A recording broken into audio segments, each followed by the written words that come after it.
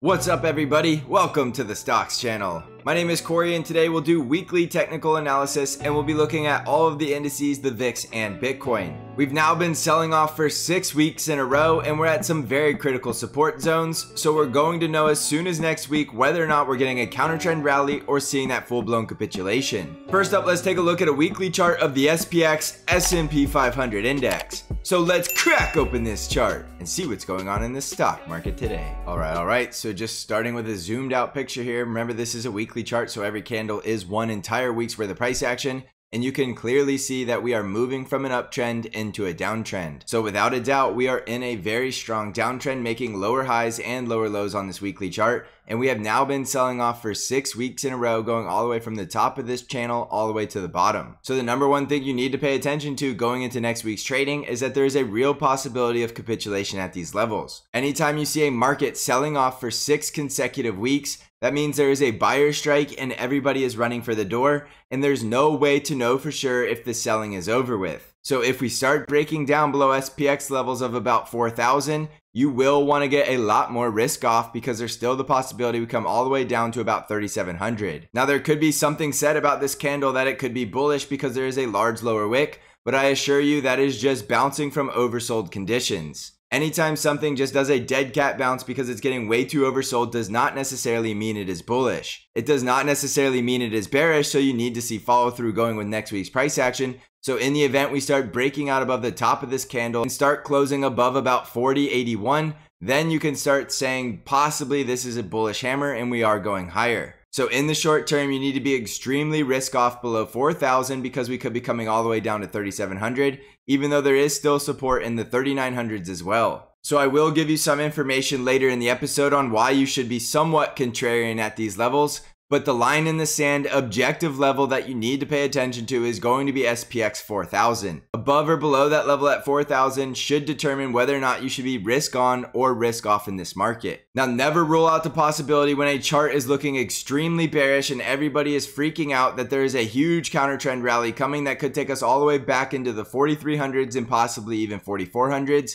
And even on a continuation of this oversold bounce, we could still come up to at least the 4,200s. So in the short term, there probably is going to be some type of bounce coming. But what you need to be very cautious of in the event that we see full-blown capitulation is that we bounce to a lower high and then see full-blown capitulation where you get that waterfall wave of selling to the downside as you see fear maxing out and the VIX spiking well into the 40s. And then we could possibly say we're near a stock market bottom. I think it's way too soon to be calling anything a bottom right now, and we just need to take it day by day because anything can happen in a market that's selling off for 6 consecutive weeks. We've seen this price behavior before in 2001 and 2002, and you could sell off for about 8 weeks before you get any type of bounce. So just be extremely cautious if we start breaking below 4,000, and do understand this is very clearly a downtrend. I always tell you the trend is your friend, and I always tell you when you are in a trend, never try to get overconfident that you either caught the top in a bull trend or caught the bottom in a bear trend. You can start getting risk on as a long-term investor at any of these critical support zones,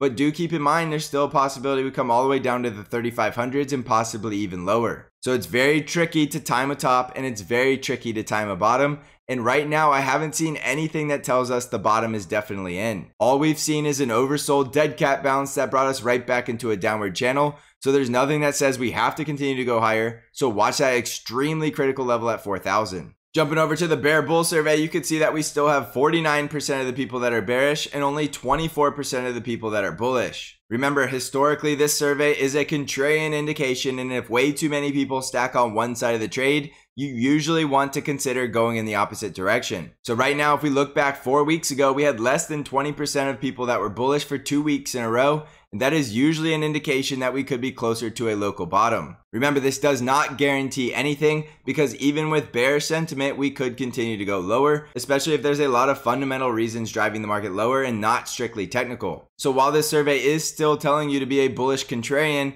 there is nothing that guarantees we have to go higher just because this survey has a lot of bears. Now, I will tell you, looking at this chart of macro charts, historically going back over the last 35 years when we have been this oversold and we had that many people that were bearish and we had so few bulls, typically it has either been extremely close to a market bottom or called a market bottom. Now, that doesn't guarantee this is going to repeat again, But if you're looking for a reason to be bullish and you want to be contrarian, this might be the chart that you want to study because it is showing you that there have been very critical market bottoms when we've had this similar condition. But just remember, you can't throw out all risk management just because of a chart like this. You still need to know the breakdown levels, and you still need to realize that it looks like we have not yet capitulated. So it does mean we still could continue to go lower in the short term. Now, another reason to be a bullish contrarian is looking at the fear and greed index. We are in those extreme fear readings, which historically have been very great buying opportunities. So typically, if you just buy the extreme fear in the market and you sell when we get out of extreme fear and get closer to the neutral or greed zone,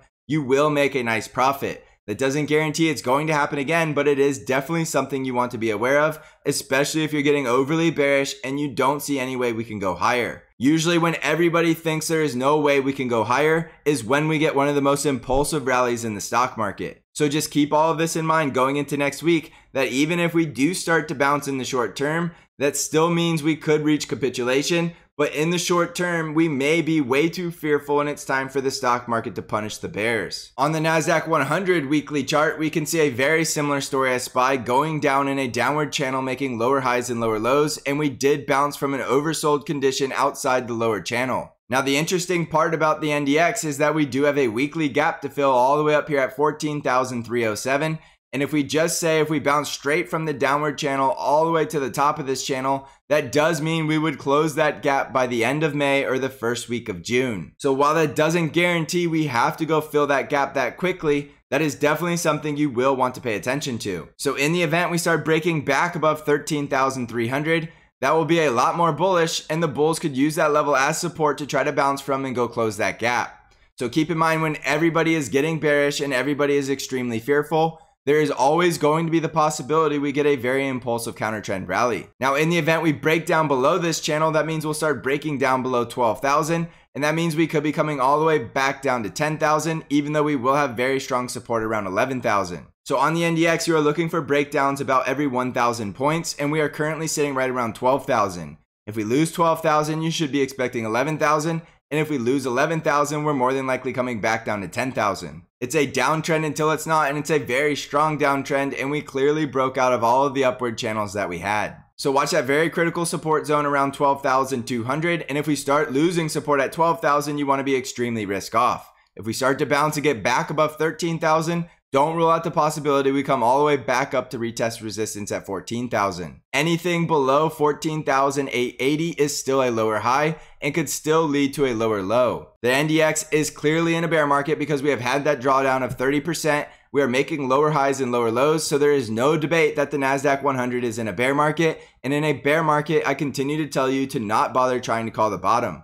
Follow price action and only take the trades that fall in your lap, and do not get overly greedy in a downtrend. If you are taking long trades, sell the rips and lock in your profits, because as you can tell from this chart, this is a very treacherous sell-off. With 6 red weekly candles in a row, you never know how bad capitulation could actually get. And if you've never seen a capitulation in the stock market, we have not yet had it. You are going to see a much higher volume sell-off and a very drastic large red candle that looks something like this before you ever see a bottom in this market. So I'm not saying it's impossible we're at a local bottom, but I would not be calling it the bottom until we see some type of bullish development with higher lows and higher highs. On the Dow Jones weekly chart, we could see the same story with lower highs and lower lows. And remember, in the Dow Jones, we did break out of the trading range by closing below 33,000, and we also did lose the support trend line, which was at 32,600. So from here, I do have a downside projection that should take us all the way back down to about 30,000 in the Dow. So if we start losing this support zone right around 32,000, you will want to expect another 2,000 point drop. If you follow where I have that arrow drawn out, it looks like we would be there by July of this year. So there's still the possibility we get a dead cat bounce off support, retest resistance right around 33,000, put in that lower high, and then still go hit that target by July. If I zoom out in the Dow Jones, you can see that we have clearly broken out of that trading range and we are clearly in a downtrend, and it does look like we are trying to get to 30,000 in the Dow. So try not to get overly bullish in the long term, even though in the short term we could have a very impulsive bullish bounce, but it still should be treated as a lower high until we see some type of bullish price action. Bullish price action means higher highs and higher lows, and at least breaking back into this trading range, which means we would need to close back above 33,272. So I continue to tell you it's a downtrend until it's not, and you're getting a lot more risk off in the Dow Jones if we start breaking below support at 32,000. On the Russell 2000 weekly chart, you can see that we did hit that price target I had at 1700, and so far we are starting to bounce off that level, and we are seeing that we're not at the bottom of the channel because we did get that very impulsive bounce. Now don't get too excited because there's still the possibility it was just a dead cat bouncing off of an oversold condition, and we still could come back down and retest that level for a potential double bottom or break down through that level and continue lower to about 1536. So 1700 was our price target, so technically you could say that we may have bottomed in the Russell, but we won't know for sure until we start seeing higher highs and higher lows. You can clearly see this is a very strong downtrend and it's very negatively sloping, so try not to get bullish until we can break back above 1968, break out of this downtrend, and start showing that we put a higher high and higher low in. Without a doubt, when we break above 2100, we will be looking a lot more bullish, but the first bullish development is going to be breaking back above the 1960s. So common theme across the board is these are downtrends until they're not. Respect the fact that we may have just seen oversold dead cat bounces and try not to get bullish in the short term unless we start holding up above these support zones and breaking out above the previous candle high. In the Russell, we need to break above 1835 or break down below 1791. So use those critical lines in the sand to know which direction we're going from here. On the VIX, we did see another red weekly candle, which does mean that we could see the VIX getting crushed, and we did close below 30. But overall, this is still higher highs and higher lows, and the VIX could still spike as we reach capitulation. I would warn you that as long as the VIX is above 24, you need to stay cautious, and we could still bounce back up and break back above 30 in just a day. I still think there's a high probability the VIX could reach 38 before we see a market bottom, but there's no guarantee we actually have to spike that high in the VIX. So just respect the fact that we're in downtrends and the VIX is still very elevated above 24. So you need to remain cautious, and if the VIX starts closing back above 30, we could be seeing more downside. On Bitcoin, we're currently trading around that support zone at 28,000, which is a very critical support. If we lose support at 28,000, we are more than likely coming all the way back down to 20,000.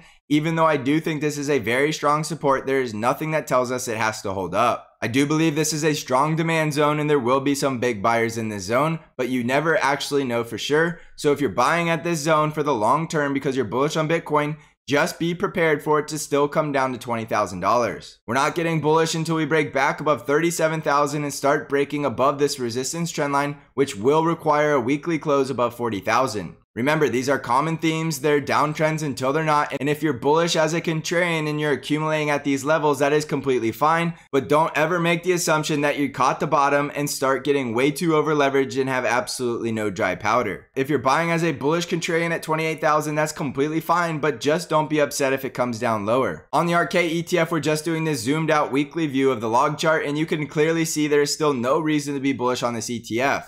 I will warn you in the short term that this thing is getting way too oversold.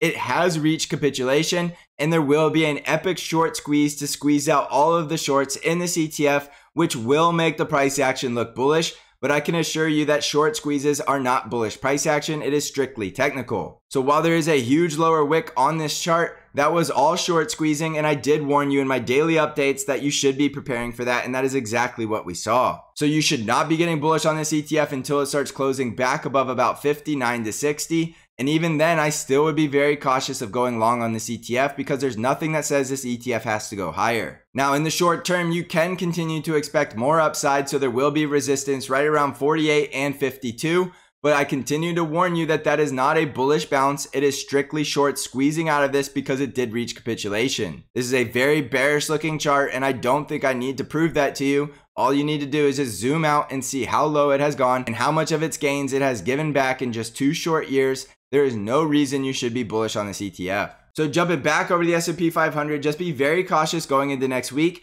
and there could be a lot of upside in the short term. Just be very cautious and know that critical line in the sand at SPX 4000. And remember, it is a downtrend until it's not, which means even if we bounce, you should be expecting us to bounce to a lower high before we put in another lower low. If we start seeing price action that proves us otherwise, which is higher highs and higher lows, then we can adjust accordingly and start getting more bullish. But there's just no reason to be overly bullish in a downtrend unless you are a contrarian that is investing and accumulating for the long term. And by long term, I mean at least over a year. Do not be buying at these levels expecting that you caught the bottom and you're going to be rich by next week, because that is not how investing works. As a trader, these are great opportunities with high volatile swings, Just have a very strict plan and know your levels, and make sure you are staying disciplined and using great risk management. Also, don't forget that I do have Bank Trade Alerts, which is an algorithm-driven trade alert service that only trades the ETF TQQQ and sends you all of your buy and sell alerts directly via email and text message. Even in the bear market of 2008, Bank Trade Alerts beat the market that year and had a very positive return. If you're looking for more information or want to subscribe, you can click on the link in the description of this video. I also have the Stocks Channel Discord where I do intraday updates and analysis and bring new trade ideas to you weekly. If you're interested in joining the Stocks Channel Trading Discord community, you can find out how to join by clicking on the link below. So thank you for watching, everybody. I hope you're crushing this market. And as always, I will see you in the next episode.